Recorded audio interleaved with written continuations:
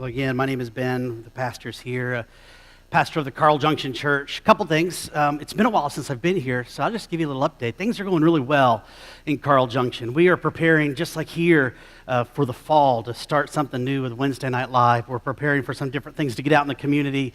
But I'm a little bit afraid as well. We're talking about fears because today, Pastor Aaron Brown is in Carl Junction preaching, which means I might not have a church next week. So pray for me, pray for the people there that they will get a message from God in spite of Aaron. And I pray the same for you, that you receive something today in spite of me. So another thing in your program, there's a place to take some notes. I encourage you to do that. Maybe what I've got to say today doesn't pertain to you in particular, but it's something for you to share with somebody else, maybe a kid or a grandkid, niece, nephew, somebody at work. So please take advantage of a place to take some notes.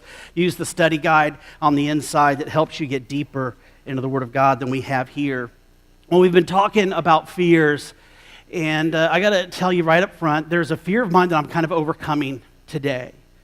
And that is the fear of this. Do you see these turquoise pants? Some people have asked me about them.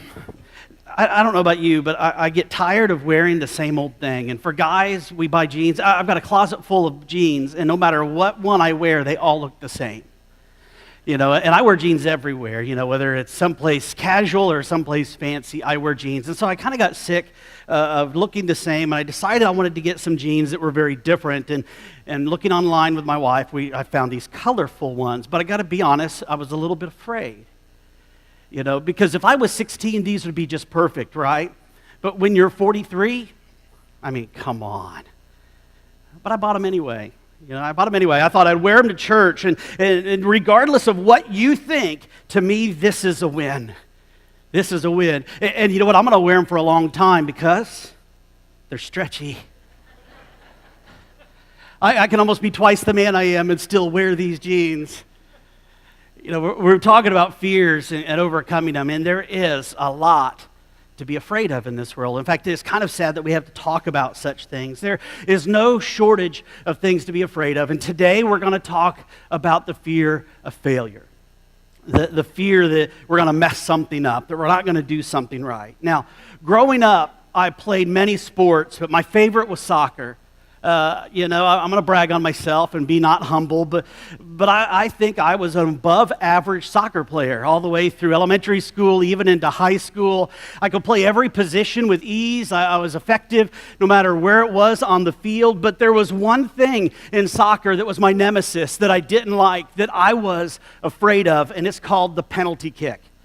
The penalty kick is essentially a free kick you get at the goal at about 12 yards away when a foul happens someplace close to the goal line. And there you are. It's just you and the ball, the goal, and the goalie. Piece of cake, right? You know, in professional terms, in professional football, for you purists, I know we Americans stole that word, but in soccer or football, on the professional scale, 75% of these shots are made. However, I never lived up to the professional side of this. In fact, I was terrified. Every time it was my turn to take one of these kicks, I focused more on not missing it than actually making it. And so because of that, I made less than 50%, and I would beg the coach, please, for the love of God, whatever you do, don't make me do this. I'd rather somebody else fail than me.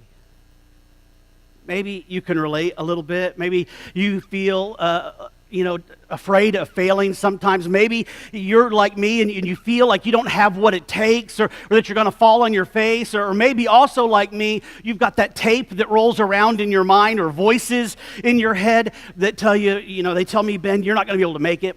Ben, you're not smart enough. Ben, you're not good enough. What happens if it fails? What happens if you fail? You hear those things at times? What happens if it doesn't work out? Ben, what happens? What are people going to think of you? What are they going to do? Are they going to laugh at your turquoise jeans? You know, I like to say I don't really listen to the voices in my head much, but they're there more than I like to admit, and I listen to them more than I probably should. Now, in the last few weeks, we've talked as well about how our bodies are designed to protect us. We've talked about our fight and flight mechanism. the thing that helps protect us from things that would cause us harm, things that it helps us not get eaten by lions at the time whenever we were more vulnerable. But, not only does it help protect our bodies, your fight and flight mechanism also helps protect your ego. It remembers when something has happened to you and has hurt you mentally. Your fight or flight mechanism remembers the times that somebody has said something bad to you. It remembers the times where you're on the playground as a kid and they made fun of you. It remembers the times that somebody picked on you and teased you and made you feel about that tall. Your mind, your ego remembers the time that your parents just messed up and said, I can't believe you did that. You are such a failure. What's wrong with you? And because of the fight and flight mechanism, we try to avoid everything possible that will ever make our egos or our emotions hurt like that again. We protect ourselves. When I was in the 3rd grade, I loved to sing. And I used to sing, and I sang loud. And that was until one day something happened at church, of all places, church. 3rd grade, I'm there with a group of kids, and we're ready to sing for our parents and other people. And the teacher that was there, she was very sweet and very nice. She was encouraging, telling the whole group, everybody sounds wonderful. I'm so proud of you. Everybody sing up, except for you, Ben. Now, you're adults, right? So you probably thought she just meant I sang too loud. But to a 3rd grader, that meant I can't sing. And I didn't sing. I faked it. In fact, I faked singing for decades. Even through a school where they make you go to choir class and you have to sing, I made sure that I would never sing loud enough that anybody would ever hear me. Why? Because I was never going to get made fun of again. I know what that pain felt like, and I didn't want it. What's the phrase? Sticks and stones may break my bones, but what?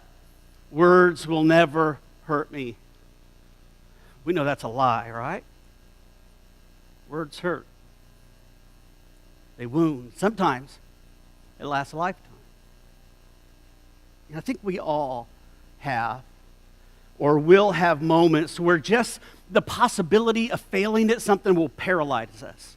It will make us unable to act at all. And I think one of the first steps to overcoming this fear actually comes from the therapeutic community. And it's a realization for us. And it's to admit that, yes, you will fail. How's that for your encouraging word for the morning? Yes. Write it down if you want. You will fail. You're going to fail sometime. If you haven't already, it's going to happen.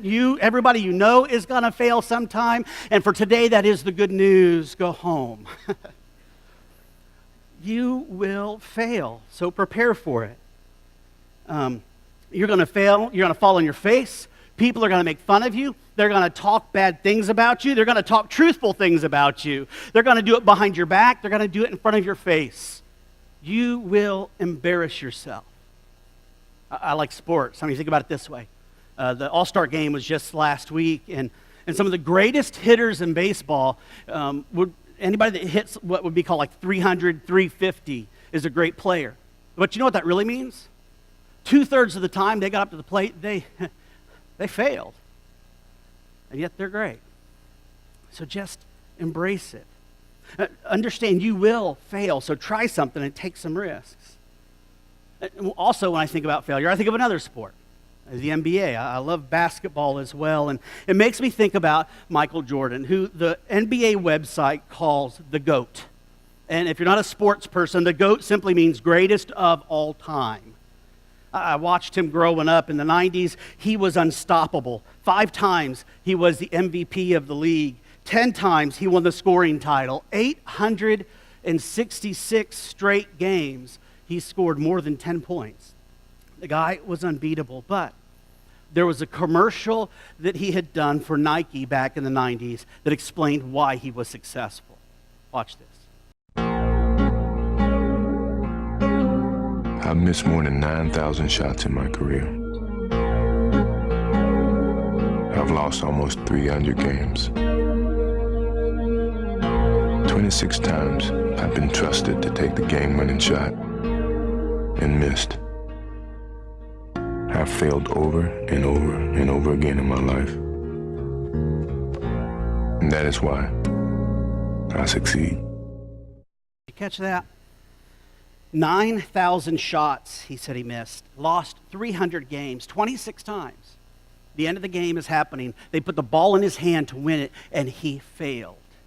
He missed it. And I can't help but wonder, what would have happened with him if after the very first time he had the ball with seconds running down to win the game, if he missed it and he heard the jeers from the crowd? I wonder if he ever thought to himself, man, I don't ever want to feel that again. I can't take the pressure. I don't want people booing me. I don't want the opponents cheering me because I messed up. But no. Every chance he had to win, he took it. It was because he failed that he was great. His success came because he refused to let all of those failures get the last word. So the encouraging thing to begin with today is this: you will fail. Embrace it. I mean, unless you never try anything in your whole life, or you're Jesus himself, you will fail. Now, another thing I want to point out to you, and hopefully for you to remember, is this, that failure is an event. It's not a person. And sometimes we get this mixed up and we get this wrong. See, failures are events that happen. They don't define you unless you let them. If you have got this view on yourself or on somebody else that they are nothing but a failure because they have messed up this, or this, then you have a skewed view on who you are and who the rest of the world is. As long as there's breath in your body, there is a chance to overcome failure. Failure is an event. It's not a person. And when I think about this in the Bible, I think about Peter, who is one of Jesus' followers, one of his disciples. And Peter is known for being one of the most outspoken of the disciples. I mean, he was outgoing. He ranks right up there, probably the Michael Jordan of all the apostles that followed Jesus. And yet he's also known for putting his foot in his mouth big time and doing some very stupid things. I mean, there's this time where Peter, he's in Matthew's gospel and he's talking to Jesus and he's cocky and he's full of himself and he's telling Jesus, hey, you know what? All the rest of those guys, they may abandon you. Jesus, everybody else may make fun of you. They may disown you, but not me. I'm your man. I will always be there. I've got your back, Jesus. And then after Jesus was arrested, taken off to trial and off to his murder, where's Peter? Peter's off in the distance. Somebody's like, hey, weren't you with that guy Jesus? And Peter's like, I don't know what you're talking about. I don't even know who this guy is. That sounds like somebody that's got his back, right? You see, it's Peter who colossally failed in a moment. It is that Peter that Jesus restores and does something great through. It is to Peter, the one who failed, that Jesus actually said these words. He says, I say that you are Peter, which means rock. He says, and upon this rock, Peter, upon you, I'm going to build this church, and all the powers of hell will not conquer it, and I will give you the keys of the kingdom of heaven. Peter, whatever you forbid on earth will be forbidden in heaven. Whatever you permit on earth will be permitted in heaven. See, Peter failed, right? But he wasn't a failure. And neither are you. Or your kids. Or your grandkids. Or your coworker. I love another story. It's about a guy who taught a pottery class, and every year, early on in the semester, he would do this exercise with the class. It would teach them a lot about pottery, but would also teach them a lot about life in general. And what he would do is he would take the class and he would divide it right down the middle, kind of like we are here, and he would come to this side and he would tell this side, okay, for the next 3 hours, I want you all to make 100 pots. Don't worry about how good they are. Don't worry if they are perfect. Just make 100. Go for speed. Go for quantity. And then he would come to this half, and he would say, for the next 3 hours, I want all of you focusing on quality and doing excellent work, and I want you to make one pot. Make the best pot you can. 1, 2, 3, go. And he would sit back and drink his coffee for 3 hours, and there's commotion going on, and there's clay going everywhere. And after 3 hours, everybody was done, and on this side, it was a complete mess, and there's stuff everywhere. This side, everybody is proud of the work that they've done, and the professor would come to everybody, and he would go to this side first, and he goes, you know, the pot that you make, it looks great. It looks good. Now, but you guys over here, that first pot you made looks terrible. Second one, still terrible. Third one, not so great. But inevitably what would happen is at some point, at least a dozen or more of the pots over here turned out better than the pots over here. And you over here who are striving for perfection can't figure it out and would ask the professor, why does this happen? And the professor just simply explained, this side did a fine job, but they were too afraid to fail. You were too afraid to make a mistake, and so you focused on one little thing, and when it wasn't right, you kept trying to force it to be right, and it could never be right. Whereas this side, they weren't afraid to fail. And so the first few pots they made were terrible, but over time, every mistake you made, you started to understand, and eventually didn't take very long before you were able to make pots quicker and better than somebody who spent their whole time overanalyzing and afraid to make a mistake. You will make a mistake. Get in there. Mix it up. Try something. Don't be afraid to fail. And the last point I want to make to you today is this, that you have to fail. In fact, in order to please God, you're going to have to take some risk in life. You're going to have to take some faith risk, which means you're going to have to try some things that you don't know the outcome of. You're going to have to try things in life that you may very well be not well suited for. You cannot please God without taking a faith risk. In the book of Hebrews, chapter 11, there's story after story after story of somebody who heard something from God, didn't know the outcome, and yet took a step in faith to try it, to risk. In fact, it says this, without faith, it is impossible to please God. Without faith, without stepping out of a comfort zone into the land of faith, without taking a risk, it is completely and absolutely impossible to please God. You can't play it safe and please God. You just can't. You can't let your fear paralyze you and please God. Now, I'll go back to Peter in the New Testament. There's a moment also in the New Testament where Peter and the disciples are out in a boat out on the Sea of Galilee, and there's this time, and all of a sudden they see Jesus walking across the water. I mean, Jesus walking to them. Why does Jesus do that? Well, because Jesus can. He's Jesus. But like Jesus comes up, and there they are in the boat, and Jesus is like, hey, anybody want to come with me? And Peter's like, right on, I'll do it. And he hops out of the boat. And the passage says that Peter takes a few steps, and then he takes his eyes off of Jesus, and he sees the wind and the waves, and he starts to sink. And I have heard preacher and Sunday school teacher and other people tell me that, you know what, Peter failed because he took his eyes off Jesus, but I don't think that's right. I think the 11 guys that were too chicken to get out of the boat failed. I think Peter could have done something different, but I bet Jesus for those few steps were like you were whenever your kid or grandkid took their first few steps. You're like, yes. You have to take a risk. You can't play it safe. Now, when I was 25, I graduated college. It took me a little longer than some people, but I did it. And to congratulate myself for graduating from college, I bought a guitar. You know, growing up, I really couldn't sing, but I had a lot of friends that played guitar, and they'd sit on the porch and play, and I wanted to be able to do that. I wanted to be able to play along with them, and so I bought a guitar. I took it home, and I went upstairs to my bedroom, and I found some things to help teach myself, because I sure as heck wasn't going to take lessons from anybody, right? I'm a guy. I don't need no instructions. I needed some. I downloaded a few things to teach me how, and I played my first chord, and it sounded kind of like this. It does. Every time you try to play guitar for the very first time, it sounds terrible. So I'd go up in my room and I would play, and I would shut the door because I didn't want my kids to hear me. I didn't want them to hear how bad I was. I didn't want my wife to hear me. But eventually, it didn't take long before that bad chord sounded right. And I learned another. And another.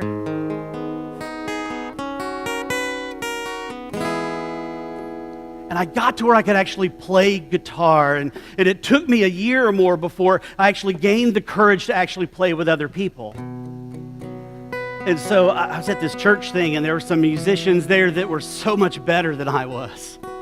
And they had the patience of Job to let me sit with them and learn from them.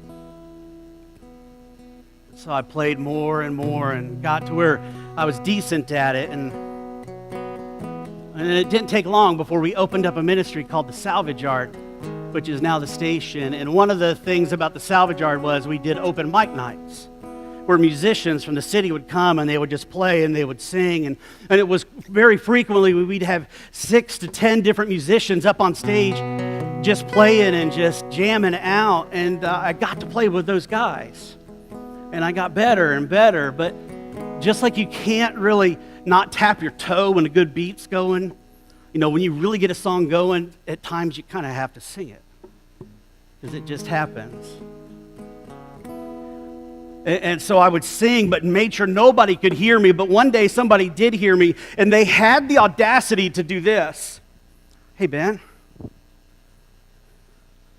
why don't you sing the next verse? He didn't know what I knew. He didn't know that my 3rd grade teacher told me not to sing. And so I denied him. I said, I can't do that. And I just was content to play in the back behind everybody else. And it wasn't long before I was feeling this nagging, which I call the Holy Spirit. Sometimes I feel like the Holy Spirit just nags. This feeling that said, Ben, get over it. Ben, you've been afraid for way too long.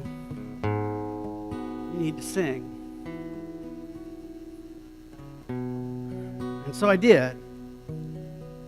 I remember being at the Salvage Yard and playing guitar and my legs shaking, and I stepped up to the mic and I sang, and it was terrible.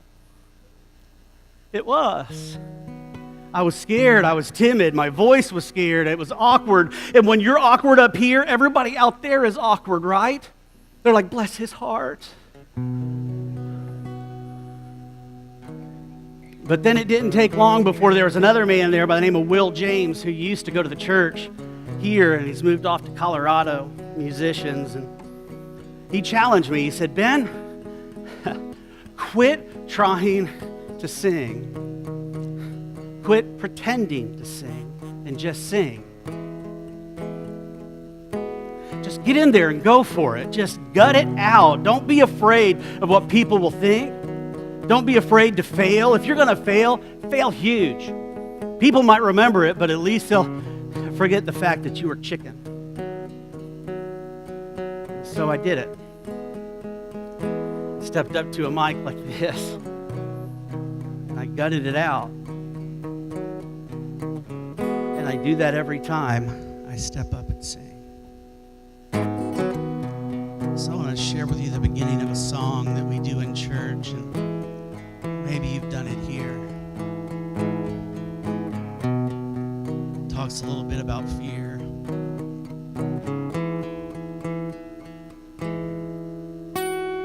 Even though I walk through the valley of the shadow of death, that shadow of death, that thing you're afraid of, like wearing turquoise pants on stage, asking out that girl or that guy, saying yes to serve kids or to be a pastor, admitting you were wrong and saying I'm sorry, whatever that shadow of death. It says this: your perfect love is casting out fear. It gets rid of that fear. And even when I'm caught in the middle of the storms of this life, I won't turn back. I know you are near, and I will fear no evil, for my God is with me. If my God is with me, whom then shall I fear? Whom then shall I fear?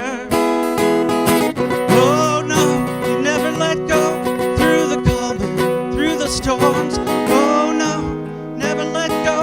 Every high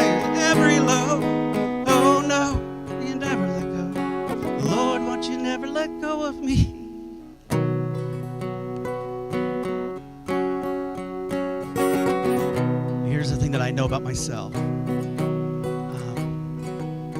If I had not just gotten over myself and taken a risk and been able to sing and worship God this way, I never would have experienced God in a way that I have. I would not be the man I am today if I had not taken that challenge of 10 years ago to give it a shot,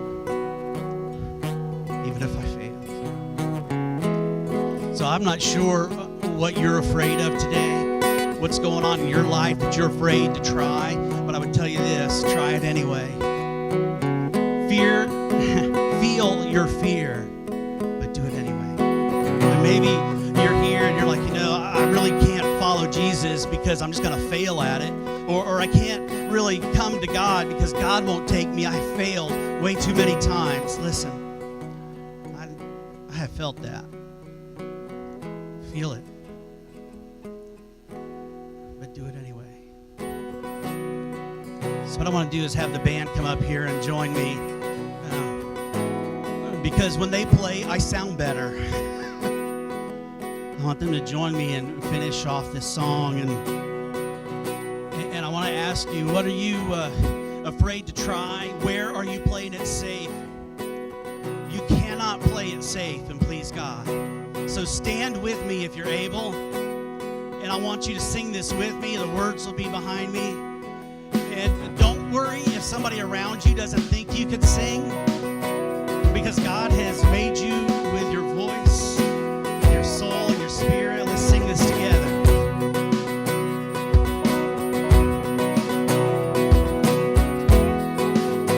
And I can see the light that's coming. And I can see the light that is coming for the heart that holds on. A glorious light beyond all compare. And there will be an end to these troubles.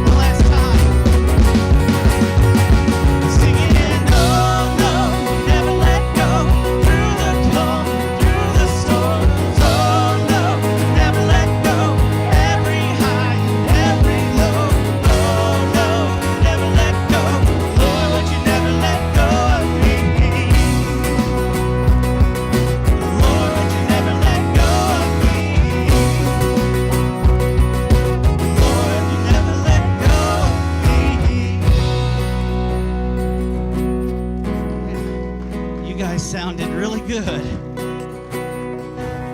You faced your fear of being part of a sermon and you did it anyway. Now, whatever it is you've heard today or felt or experienced is for you to take with you. Either you needed to hear it or somebody you know needs to hear it. So go do that. Go this week. Remember, God did not come to give you a spirit of fear and timidity, but a spirit of power and of love. So go in that love. Pastor Jeff and myself will be down here to pray with you if you need somebody to pray with you. But otherwise, have an incredible week. And if you come to Carl Junction, I'll see you next Sunday. God bless you all. Have an